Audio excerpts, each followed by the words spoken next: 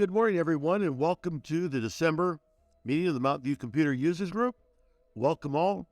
And before I forget, I want to wish everyone a happy holidays. So let's get started. And today's agenda, we're going to have the Mountain View User Group Business, make that fast. Then we're going to have Tommy Tech Topics, and we got some really interesting ones this month. Then we've got a really good, thanks to Barry, Tips of the Month and Favorites. And then we're going to have our Term of the Month, which leads into our main topic, which is on emergency services, which is something that is going to be of interest to all of us. So, and then we have a question and answer. For those of you who want to connect to the Wi-Fi system, you choose College User. It is free, and it's a fairly decent connection. Okay, we do allow sponsoring for the user group for our meetings. We have 2 sponsors this month. Here's the information on sponsoring. If you know someone would like to sponsor a meeting, or if you'd like to sponsor a meeting, just give Carolyn or myself a call and we'll set you up. And Mirabella Candles has got their Christmas specials going. And if you want good candles, this is it. I mean, these are wonderful candles.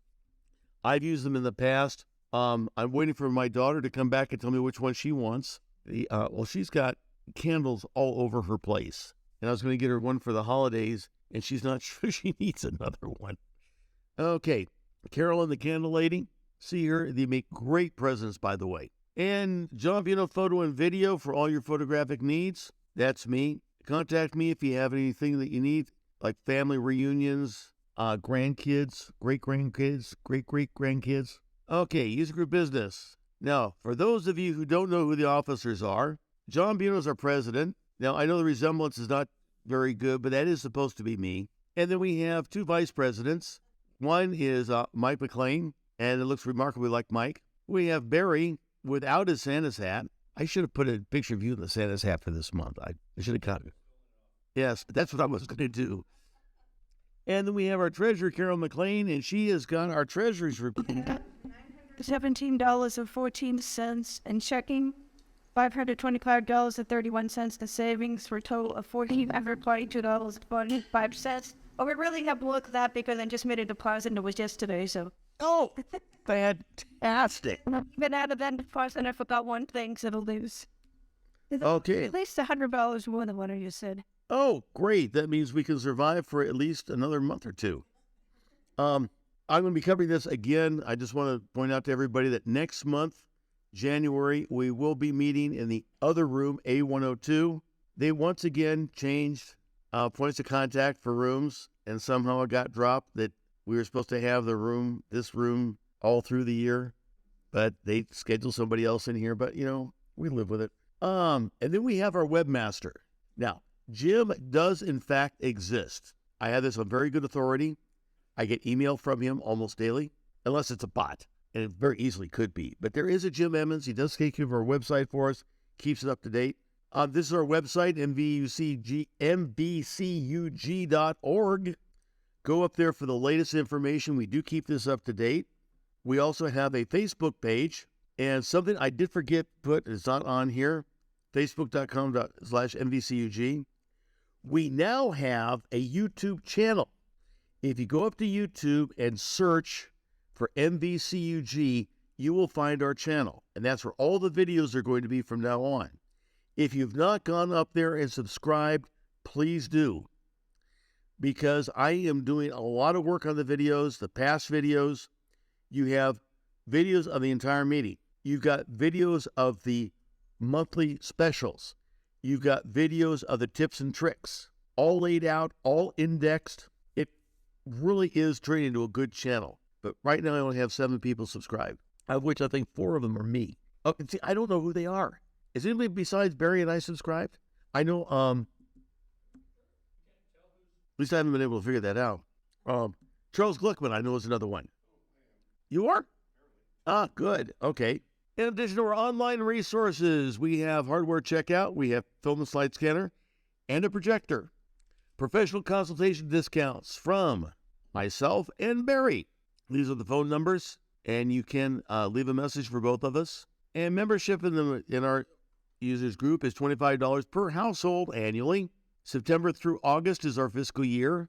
Pay annual dues to our treasurer, Carolyn McLean. You can either do it by mailing her a check using, that's her address, or you can use PayPal. Oh, we also accept cash. Okay. Here's what's coming up. In January, we'll be talking about you and the iCloud, or you and the cloud. And hopefully we'll be able to make sure that everyone understands what the cloud represents.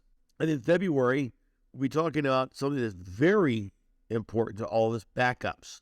Something I learned the other day is that they have changed Time Machine for their backups, which it used to be that you could go into any application and go back to a state within that application. Now, Time Machine is only for files. You can only back up certain files. So if I'm going to find an email message that I accidentally deleted, I can't do that anymore. That means will also be in A102. And coming up in March, Mike McLean is going to cover Microsoft 365, something which many of you use, all its ins and outs, ups and downs, roundabout. April, we've got email services, podcasting, and getting support. And this one, getting support, has become very interesting. We have now found out that Microsoft, you have no way of calling Microsoft for support. Because if you try calling their number, they redirect you to their website. If you go to their website, you get no support. So it's very interesting. And then May, password management. We knew changes were coming. We did not know how rapid it would be. Remember we talked about FIDO2? Well, it's actually really here. If you go to Best Buy, you can set Best Buy up so you don't have to use a password anymore. So we're going to be talking about that. June and July. Okay, if you know anybody that deals with their camera on their phone, that wants to learn more about taking pictures or their digital camera, make sure they come in for these two presentations. Drag them in off the street. I'm going to be giving my award-winning, and it is an award-winning presentation on how the camera works. And it has to do with the exposure triangle. And you'll understand what f-stops, shutter speeds, ISO all do and represent, why you would change them, what it is about your camera, what depth of field is, how things work. So while most of us don't even bother with that on our cameras anymore, sometimes when you take a picture and it doesn't come out right, how do you fix it? And that's what we're going to talk about. And then part 2, we're going to talk a little bit about editing. Once you've taken the picture, what do you do with it to make it better? And the August meeting, we're going to be taking a look back at the past year, because last August we talked about artificial intelligence and how times are changing. And we're going to take a look and see what has changed. What progress have we made this past year, if any? There are rumors galore about Apple's VR headset and AR glasses. The rumor is that in June, they will be announced officially at the developers conference. We do know that Apple has added all kinds of hooks in the operating system for both. We shall see. So, moving right along.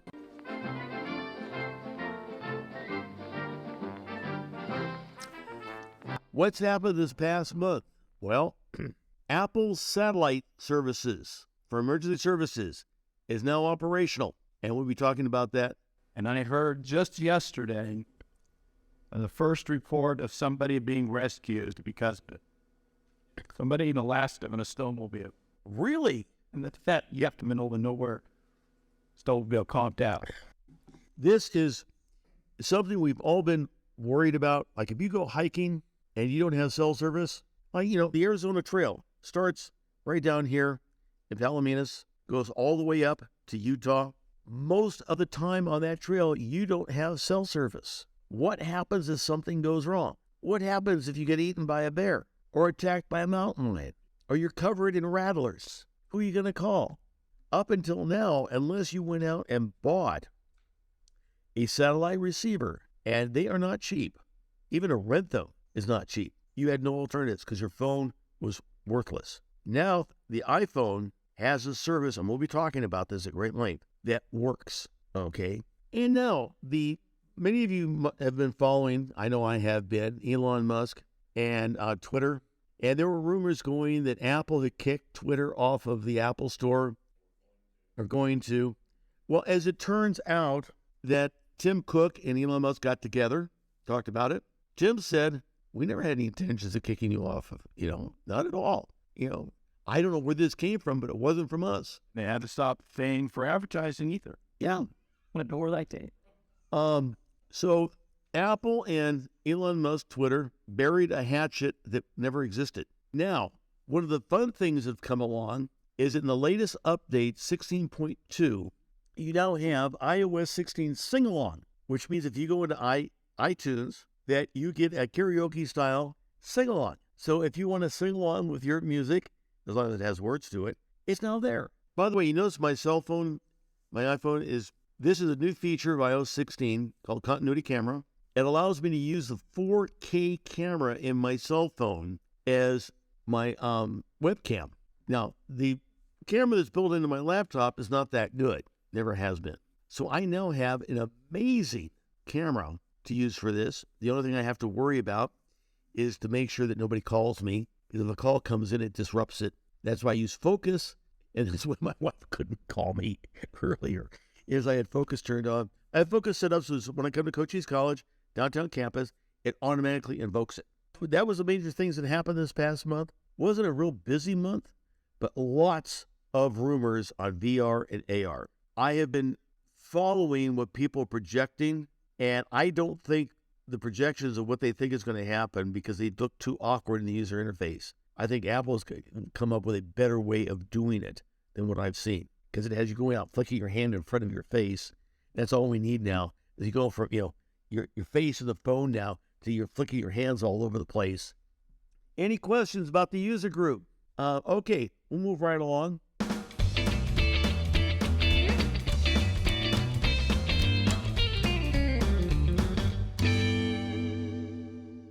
Some tips, favorite. Two, I'm going to talk about the first few of them. In Mac OS, there is a trick I wasn't aware of until recently. I found out from Barry, that's been there quite a while, is that if you want to preview a file, and I'll show you this, we're going to come down here, go over, and I'm going to select an image there. If I hit the space bar, it brings up an automatic quick view. And that's really kind of a neat feature. So I just select it, and it brings it up automatically. That's kind of a neat trick. So that's, so if you need to, yeah. Doesn't end there, though. Bring one up. Okay. You notice you have marked down, or not marked down. You have markup. Oh, yeah. Right. Oh, wow. Okay. So I can go over, and let's say, let me shut these down. Yeah, annotate a screenshot. That's what I'm looking for. Here's a screenshot. There's a screenshot. I can bring markup. And, okay, I can draw things. I can add in my signature. There we go. I can, straight lines, squiggly lines. I can crop. So, I have a mini editor right there. I can share it, come with the share menu, add it to notes. And by the way, I'm becoming a big believer in notes. Oh, geez, do I love notes. I have everything in notes now. And we're going to be talking about it. Something new has been added. So there's a quick tip on that. Don't save. Now, Mission Control is the little app that shows you all the windows that are open at once. And so what you can do is anytime, anywhere you are, you can do Control, up arrow, and it brings up Mission Control. And then you can switch anything you want to. Just like that. You also have your multiple desktops available. So that's a slick trick to get to Mission Control easily. Now, it used to be a function key. And so doing it on a computer without function keys was difficult. Now it's just Control up arrow and bang, there's Mission Control for you. iOS iPhone now supports Quick Note.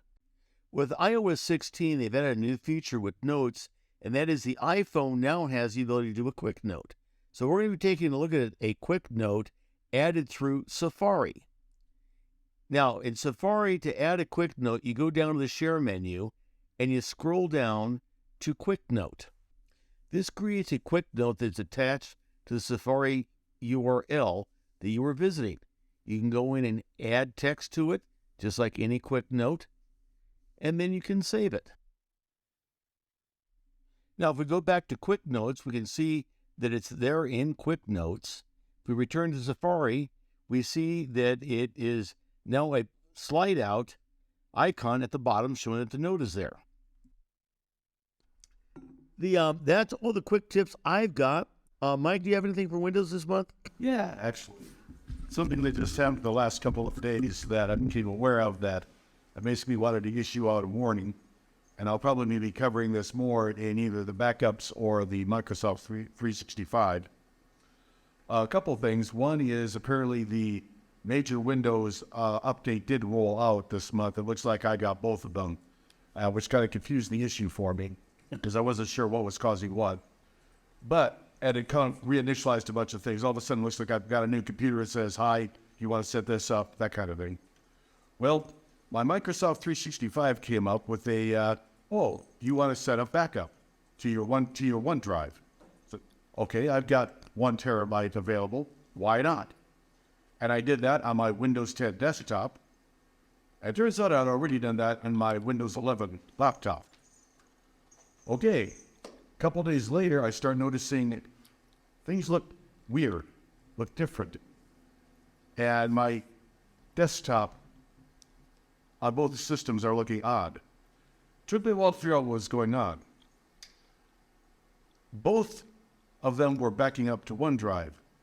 Apparently, OneDrive does not distinguish between computers. All it knows is you're logged on to both in OneDrive, and it happily backed up everything on both computers and synchronized them together. So, I have shortcuts that were on my desktop on my Windows 10 system that suddenly are on my Windows 11 system, and vice versa. Well, okay, this isn't going to work because I've actually created shortcuts that are particular to one system. It's not going to work on the other system. Then I go in. When you do backup on OneDrive, it asks if you want to back up documents, desktop, and pictures. Okay, I go in to do something with pictures. Where are my pictures? They're gone on my on my computer. They're up on the OneDrive, and I start poking around. The way they actually implemented this thing is when you tell it to back up, it creates a new OneDrive folder under Users. And then it happily moves all of your files into that OneDrive. So now I have OneDrive/desktop, OneDrive/pictures, OneDrive/documents. And it's moved everything in there. So in my normal pictures folder, they're all gone. And I finally found them in the OneDrive folder. But, okay, this is not going to work for me. So I turn off backup and say, I want it done.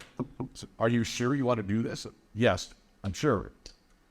Okay, so I turn off backup, and I go to see if my files have been restored. They have not. They're not restored. Instead, I have a little shortcut that says, where are my files? And if I double-click on that, it takes me to the OneDrive folder that actually has them. So I had to manually move all my files back to where they're supposed to be. So be very leery about using OneDrive backup because apparently it works the way they think it should work. They assume that you have systems that you're using for one entire project. I think it's more business-oriented is the whole problem with it. So I think there's some issues there you need to be wary of. Because we'll probably talk about that more when we cover backups. Once I get more of a handle on this thing. Actually, and on that, I actually like it that way because then I've got a couple of different computers, so it doesn't matter what computer I'm on. I always know where stuff is because it's in the same place on both computers. So it works for some people, it doesn't work for others. Depends on how you're set up. Well, there's something similar on the Mac, and I think that's what they're trying to do is emulate, is that our documents folder and our desktop folder are automatically synced to the cloud.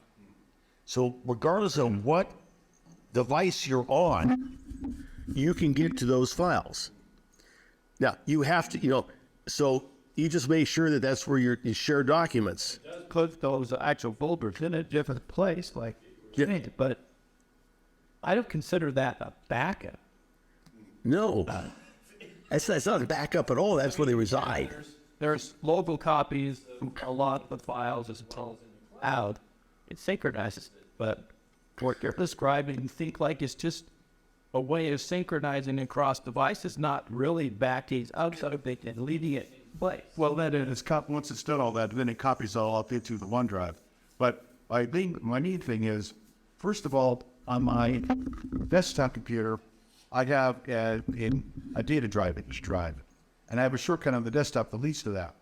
Now it's copied over to my laptop, and it doesn't know what my E drive is. It doesn't have an E drive. So that shortcut no longer works. But once it's organized, then it takes everything and throws it up into the OneDrive of the cloud. But from what I could tell, it takes everything off of this computer, everything off that computer, and throws them anything that I've actually put directly up there and throws it all together. Wow. Okay. Yeah, something. It probably would work. We have to be aware of what it's doing and plan for it. Yeah. Essentially. Okay. Thank you, Mike. Wow. The cloud can save you on many occasions. That's like the presentation I have here. I have it both here locally and on the cloud. So that for some reason I can't get to it here. Let's say my laptop dies. I could bring in my phone. I can bring in my iPad, somebody else's. I could use this computer here. The light bulb just went off. I wonder. I'm going to have to test that out to find out if Keynote works on the cloud version. I'm not sure. You'd have to, and work log into. Is Keynote up there? Yes, absolutely. Okay. So now we're going to take a look at two videos, both of them done by Barry. We're going to take a look at Apple Mail Send Later. Hi, this is Santa Baz, your Mountain View Computer User Group VP for Christmas Tips, coming to you on December 10th, 2022. And I've got a tip for you in regards to Apple's new feature of sending your mail later, scheduling it to be sent later in iOS, iPadOS, and macOS. Let's see how it works. So let's switch to the Mail app on macOS first. Where is it? There we go. And I'm looking at my Computer User Group mailbox here. We're going to start a new message, and you can either click on the new message, compose new message icon in the toolbar, or go to the File menu and choose New Message, or if you like keyboard shortcuts, Command-N is the keyboard shortcut to start a new message. That's the way I like to work. We're going to compose this. We're going to send it to our fearless leader. I don't know why I'm doing all caps. John Buono, our president, and this is the Apple Mail Send Later feature. Quick message. This is a demo of the Send Later Mail Schedule feature. If I can type in Mac OS Ventura. Okay. So far, basic same thing. You compose your email, address it, put a subject line in, type your contents, choose who you're sending it from, if you got more than one email address, whatever. And then you're ready to send. Now, normally you just click on the little send message icon here in the toolbar. That would just send it right away, a little paper airplane icon. Or you could go to the mailbox menu. Message menu and choose send. And the keyboard shortcut for that is Command-Shift-D, if you like keyboard shortcuts. But if you want to send later, there's another extra little feature here. Right next to the airplane icon, there is a little arrow. It's a menu, Schedule to Send Message. Click there, and you can send now, which is the same as clicking the little airplane icon, or send it later. And they put this send 9 p.m. tonight default in the list, or you can choose send later with an ellipsis, which means there's a dialogue involved. Yes, you can give it detailed information. You can set a specific date. Let's send it. I'm recording this the day before the meeting, so let's change it to the meeting date, December 10th. And we got a time here. You can either type in a time, or you can even just drag the clock icon or hands to set a time, and then you click on schedule. Now it goes away and you get the little swoosh sound like it was sent, but instead of being sent, it just queues it up and it puts it in a new item in your sidebar called Send Later. And you can see this is the scheduled email. It tells you when it's going to be sent, and shows you the contents here. You can edit when you sent it or when you schedule it if you want to change that schedule. And if you don't want it to go at all, you can just delete it from here, from the list, and it won't be sent at all, of course. Well, we'll let it sit there. And that's how you do it on the Mac. Now, very similar to do it on the iPhone. So let's switch over here. You can see my iPhone screen. Let's wake it up. So let's go to the Mail app here. Same message. We're going to create a new mail message. And this time, the new mail message icon is at the very bottom right of the screen on your iPhone. So I'm going to click new message. We're going to type it again to John.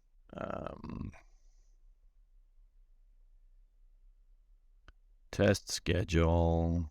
Be something quick here. Move into the message content. Demo for meeting. That's good enough. And now, if you're going to just send this directly, of course, like normal, you just tap the little blue arrow icon on the top right. But if you want to schedule it on your iPhone, you tap and hold, and you get that same menu we saw on the Mac. Send now, send 9 p.m. tonight, or send later. Again, you can change the date and time to whatever you want. Let's do this one a little bit later. We'll say 10:05, and we'll say done. And it goes off. And if we go back here to our mailboxes, now there's a send later item on the iPhone as well. Shows you the same thing. You can see the email that you scheduled, when it's scheduled for. You can tap on it if you want to edit that schedule, etc., etc., etc. And of course, it works basically the same way on an iPad. Mirror my iPad over here. We can go to Mail. Here we are. We're still in my Mail for the computer user group. We can address it.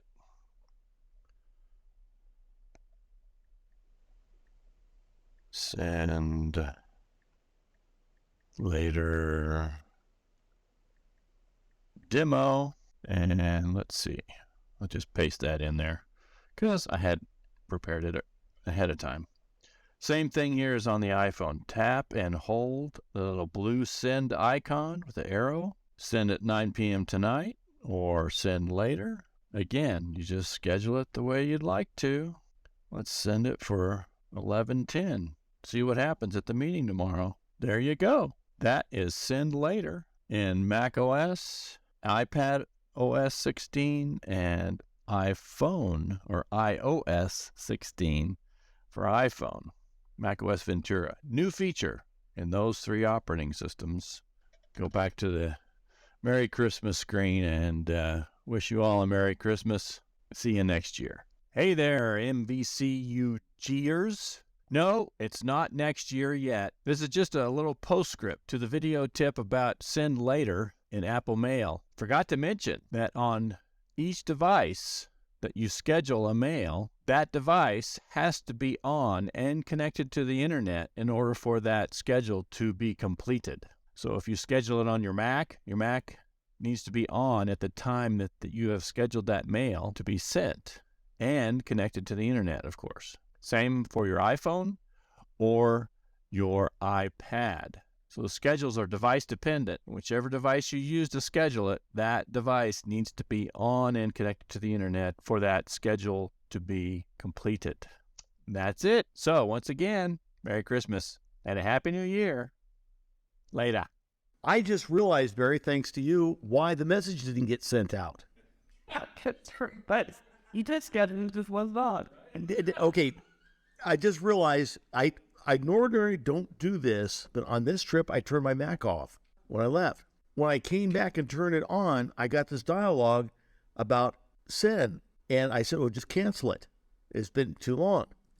And I just realized now that was the message that didn't get sent. Okay, let's see if that, now we're going to take a look at notes measurement conversion, and I want to tell you that this feature nobody talked about. As far as I know, this is the first public admission that this feature is there, and it is a phenomenal feature. I use it all the time in making conversions because I do almost all my baking and cooking now in metric. It just makes life so much easier. Well, most of the recipes I get are in English. So now, wait till you see this, and this is so cool. Hi, it's Santa Baz back again with a bonus Christmas tip for the December Mountain View Computer User Group meeting, December 10, 2022. I stumbled across something that I didn't know was a part of the Notes app, and I discovered it on my iPad. So let's mirror my iPad screen so that it gets on the recording there, and you can see what I'm talking about here. So turn this on. Here's my iPad screen. My morning summary. I don't need that. Okay, there's Rudy. Let's unlock. And I was in the notes and I was doing some baking. And let's go to my folders here. I have a folder of recipes. And I was, well, actually, I wasn't doing some baking. I was composing a recipe for my sister-in-law. And she wanted this recipe of that my mom passed on for cornbread dressing for Thanksgiving. And so I typed it in here so it'd be easier to share because I hadn't actually typed it. It had it on a little handwritten recipe card before this. So I typed it in here, and then once I got it in here and shared it with my sister-in-law, I noticed where the measurements are, there's little underlines. And I thought, well, what is that? Usually that's a hyperlink or something. So I tapped on one, and guess what I found? It does unit conversions right in the Notes app. So if I wanted to know how many liters a teaspoon is, well, looky there. It shows me 0.00493 liters. So, if you want to convert measurements of some kind, if you know what it is in a certain, in this case, just, teaspoons, tablespoons, cups, so forth, that you use in baking. And this would apply to other measurements, I'm sure. But if you need something converted, if I want to know how many gallons or how many milliliters 2 cups is, someone's using a different system for measurement, look at there. I can get that answer, and if I tap on it, it copies that thing, and if I add it, I can paste it in, and I can have more than one measurement in the same recipe. Okay, so that was a little quick iPad tip I discovered. Hope you enjoyed it, and Merry Christmas. Where am I? Got to get out of here. There it is. Merry Christmas. Ho, ho, ho, ho. I have a question for you, John, in terms of the actual cooking. You're using metric, and you're like that, converted a couple of cups to milliliters, and it's to the thousand or to the hundredths, so the milliliter is the measurement. Do you have devices to measure to that level? No, you round it up. Like a teaspoon is 5 milliliters. Okay. A cup is, 100 grams? 150 grams, something like that. Yeah, you just round it up.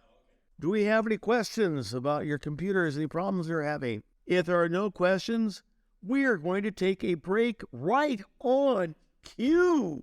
It's amazing. Okay, folks, we'll be back in about 5. Okay, break's over.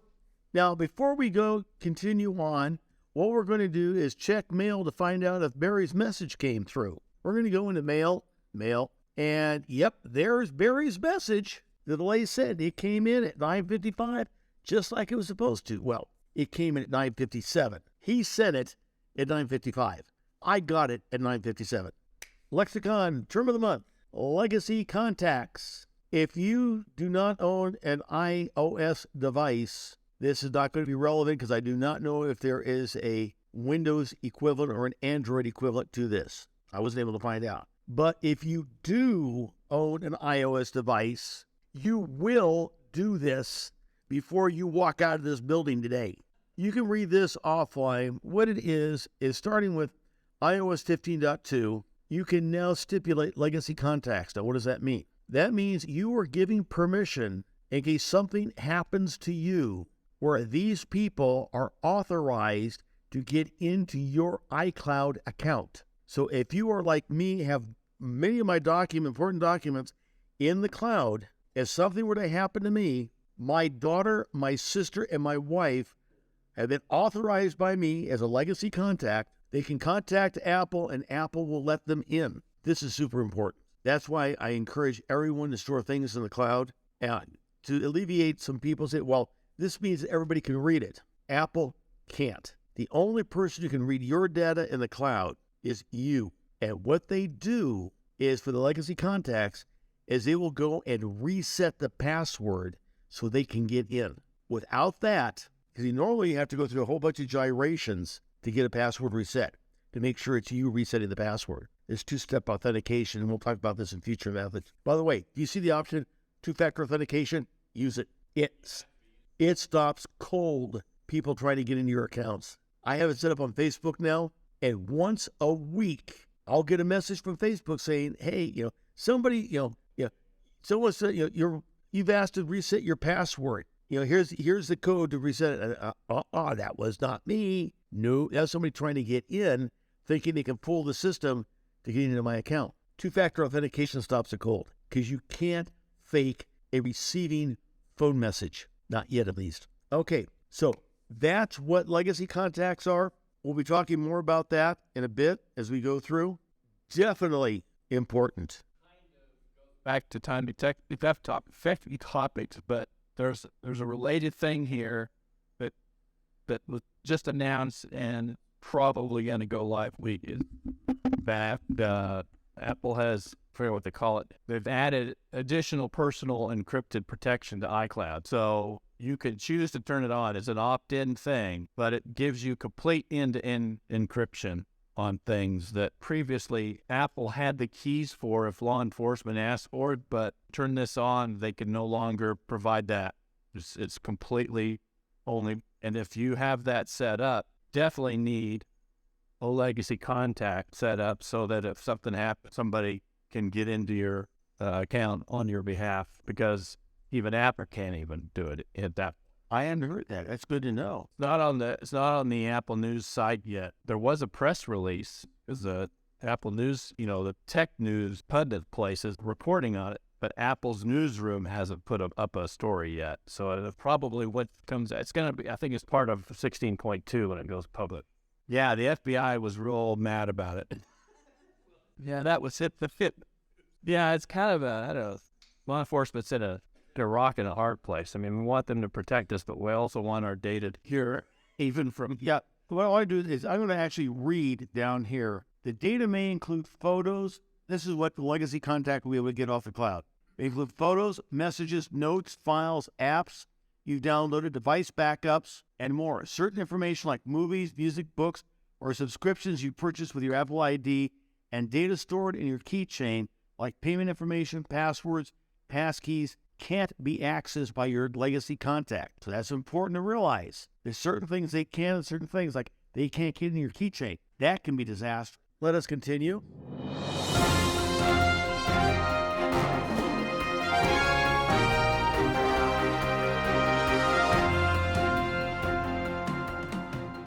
Discussion topics for today. Got lots of videos for you because some of the stuff is more than I was comfortable with a straight demo doing. And I'm glad I did because it takes a while to do it.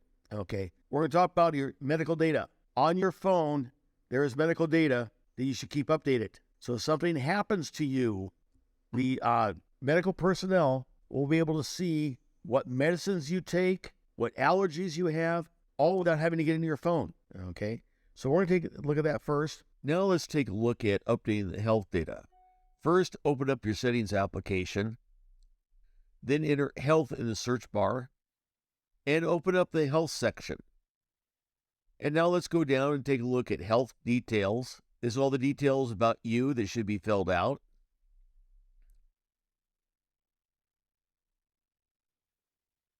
Now let's go into medical ID. And this is all the information about your medical background, more specifically, emergency contacts. If you need to update this, hit the edit button, and you can go in and change all that information, especially your emergency contacts. And that's all there is to it.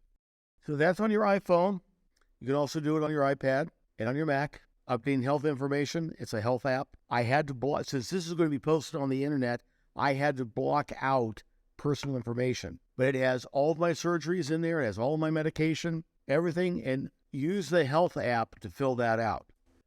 Before you can really use emergency services on your iPhone, you need to check a few settings. Let's open the Settings application and search for emergency settings. The first thing you see is how to activate an emergency call, and given the option to activate on a long hold. You can also have the option of activation of an emergency call with 5 presses of the side button. Another option is to play a warning sound for an emergency SOS. If you are in a car crash, you have the option to have the phone automatically call in an emergency for you. While very good, is not 100% and can occasionally give a false crash, but overall works very well, and you are encouraged to leave it on. We also encourage you to leave the default settings unless you have a very good reason to change them. When an emergency call is activated, your emergency contacts are automatically informed. If you have not designated emergency contacts in the Health app, you are encouraged to. The last service is only available on the iPhone 14 so far, and that is the use of satellites for emergencies. We will now take a look at the demo for this service. The use of satellite services should only be done when no other form of communication can be achieved. For the first year, Apple is paying for the service. There is currently no indication of a future price. But if you are stuck where there is no cell phone signal, this could save your life. During an emergency, you'll be asked a series of questions to ensure the proper services are dispatched to your location. The first operation is to test the satellite connection. You have to be connected to a satellite in order to use these services. You must turn off your cellular connection in order to make a satellite connection. You also must be outside with a clear view of the sky. Nothing can be obstructing your view of the sky. The phone will attempt to locate your position on a nearby satellite. You will be notified when it finds an approaching satellite. Once a satellite is located, you'll be notified that you have connected to the satellite. You might have to turn your body a bit towards the satellite to get a connection. A text message conversation will be started between you and a dispatcher to provide information on the situation. And to answer the question you are thinking, yes, there are humans on the other side. They are referred to as dispatchers. The conversation will continue with questions until there is enough information to dispatch services to your location. We will continue to watch as the demo progresses with no further narration.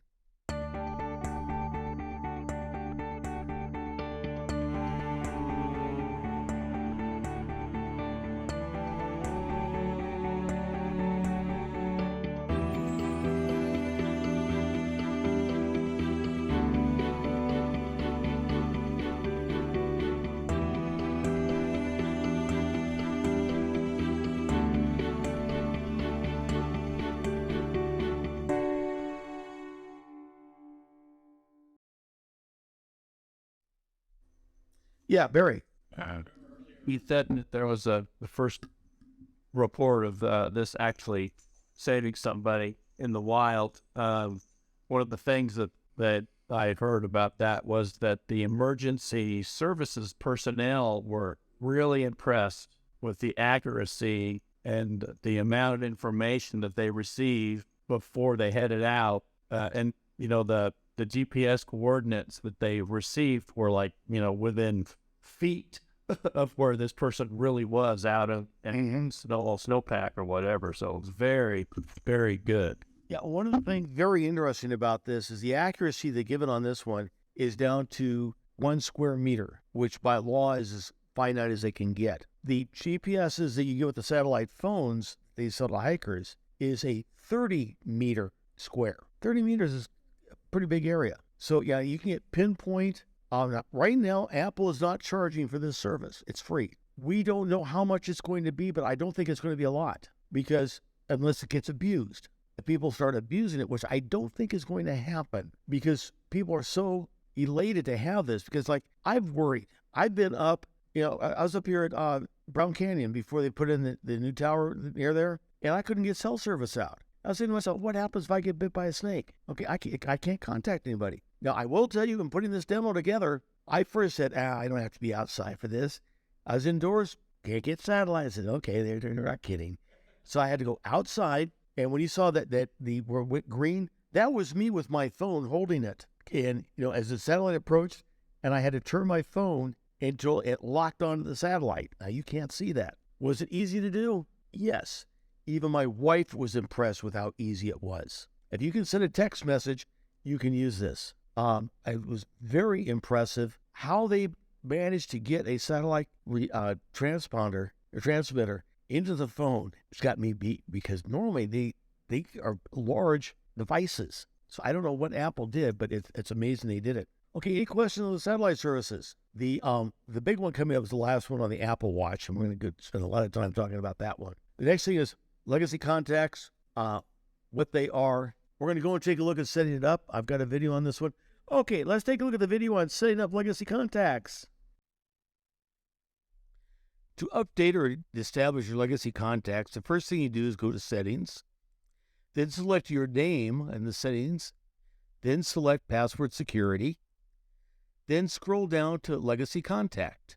Selecting Legacy Contact opens up the ability to add and modify legacy contacts. That's all. So setting up, it doesn't take much to do. It's very easy to do. The inevitable is going to happen. We don't know when it's going to happen, but it's going to happen to all of us eventually. And so you want to make sure that they can reach data. Now, passwords, I use a password manager, and my wife has got my password for my machine so she can get into it. Make sure you have that written down someplace so people can get into it, because you can't believe how many times, about 4 times a year, I'll get a call from somebody saying, X has passed away. Oh, speaking of which, I forgot to put it in here. We got some very bad news this past week. Roland McDonald, well, I don't know if I do. You guys remember Roland. He was a member for ages. Passed away. I got a note from his wife. Very sad. One of Roland's last wishes was for her to say goodbye to us. So I'm passing that along. He was a great guy. One hell of a pilot. In fact, I can't remember what it was. The event that they have at the airfield for kids to fly in planes, I can't remember the name of it. He is the one who sponsored that. And had it right here at Sierra Vista. And he was always there with his plane. His son, and whose name I cannot remember right now, I don't remember, is an artist, an exceptional artist that does games. And one of the games that he did, you remember a couple years back during the Apple demos, they showed a motorcycle using the iPhone with a motorcycle game. That was his. And there used to be the one with the Santa Claus, the stupid dumb app for the film of the Santa Claus. That was his also. Okay, now we're going to get some real heavyweight business. Using your Apple Watch, that's this thing right here. If you are over 60 years old and you don't own an Apple Watch, you're wrong. Okay, I'm just going to flat tell you that. You're wrong. If nothing else, what this does is it monitors what you are doing. It'll let you know about your heart rate. It keeps track of a lot of your health information. But most importantly is if you fall, it knows it and can get a hold of emergency services for you with you doing nothing. If you are eating bread, pounding on a work surface, it will trigger thinking that you might have fallen. If you're on a roller coaster, it will trigger it sometimes. My daughter and I got a big fight about that over Guardians of the Galaxy. Hers triggered for a fall. Mine did not. And that, I know why, is she was just waving her hands, and it's a hell of a ride. It really is. So what we're going to take a look at now, I don't know if any of you have the emergency alert lanyards that you can purchase, the ones you wear around your neck, and if you fall, it will trigger. That's what we're going to compare the watch to. Currently, watches run from, and need to have one with cellular for this to work well, from about $4.99 up. You can get prior models even cheaper. I think the cheapest you can go is $2.99 up to $7.99 for an Apple Watch. It will do much more than just record a fall. The medical alert lanyards, as far as I know, will not detect a fall. They'll respond to you initiating you fell, but it doesn't know that you have fallen. Give you an example of what happened. I don't know if many of you remember Alice Emmons, Jim Emmons' mom. Well, Alice fell one night, and I was supposed to have coffee with her the next morning, so I went over to her house and knocked on the door. No answer. Well, that's really unusual. And finally, I heard this faint calling. She had fallen. She could not get up. She had been there all night. I was able to get in because I had the passcode to her door. Helped her up. She got a medical alert. It's still, she had to trigger it herself. If she were still alive, I'd make sure she get one of these because these are phenomenal. They really work. You know, I have triggered it so many times. It could have been a real fall. And one time when I did fall, accidentally, I tripped, it triggered it. And if I don't tell it I'm okay, it will automatically contact emergency services, give them my location down to 1 square meter. And I'll tell you that even in Sierra Vista, 1 square meter, you can find me. The only place it doesn't work real well is if you're in a multi-story building with no Wi-Fi. If it has Wi-Fi, it'll pinpoint the floor you're on. If the building does not have Wi-Fi that you're connected, emergency Wi-Fi, then it can't tell the responders what floor you're on. But you can talk through your watch and tell them if you're conscious. But I don't consider that to be the alternatives don't give you anything. I recommend if you want it for a medical alert, you get one that has a cellular contact. Okay, let's say here's what a medical alert lanyard. This is when Consumer Reports recommends. Big devices, you have to wear a lanyard. You have to trigger it. You pay for the service. Most of them give you the equipment and charge you $20 and up a month. Okay, $20 a month versus $300. I'll pay for the AppleWatch in 2 years easily. And I've got a lot more than a lanyard I have to wear every place. If you have the cellular watch, it's also a cellular fee. $10 a month. Yeah. No, you can't. So it's got more advantages than the lanyard, which is a single-purpose unitasker. Now, I have since found out, I had down here both. I need to change that right now. The lanyards don't have fall detection I've been able to find. I thought they did. They don't. At least if they do, they don't advertise it. Medical alert is a unitasker. It's only for alert. Doesn't give you anything else. But it does give you a human to talk to right up front. And they'll ask you. And if you trigger it and you don't respond, then they will call your emergency contacts and call emergency services for you.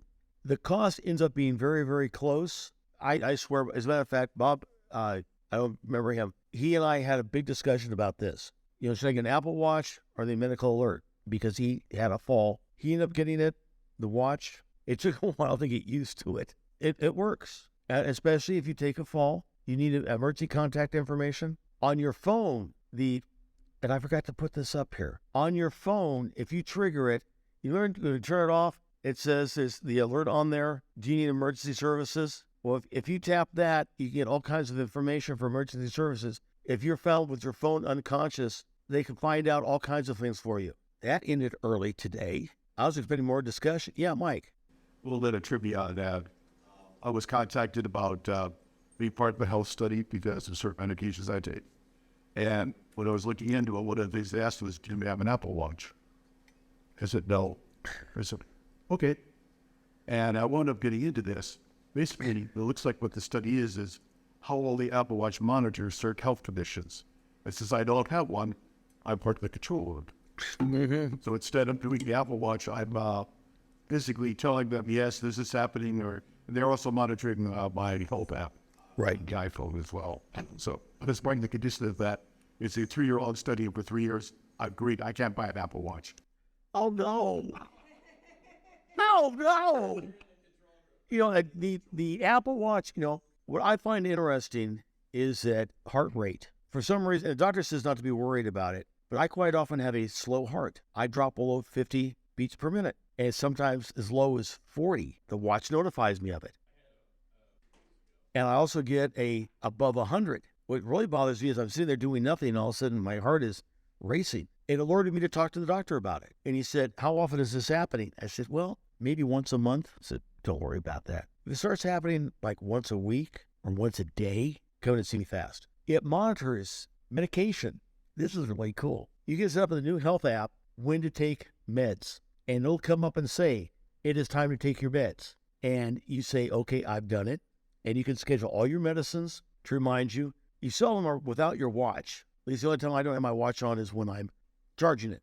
So, it's like, yeah, I know, it's nagging like a wife. But you can set that up. It reminds me of when I have to take stuff. I've gone in and showed the doctor traces that it's taken care of, like the heart thing. He saw I had an AppleWatch. He says, show me on your phone, with a trace on it. And he says, you're looking fine. Yeah, thank you.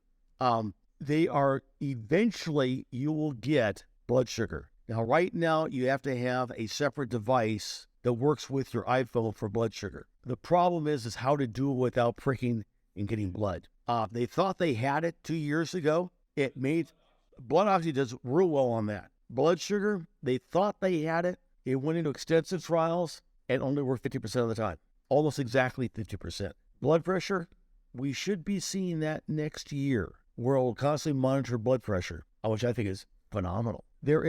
You can get an app that does that. It's not very accurate. And Apple's saying until we can get it accurate, the app that you can get errs on the high side. So it says your blood pressure is actually higher than it really is. Because I tried it and used it, and I panicked because it showed my blood pressure being really high. And so I went right down to the doctor. I said, hey, and they took it and they said, no, you're fine. Yes, ma'am.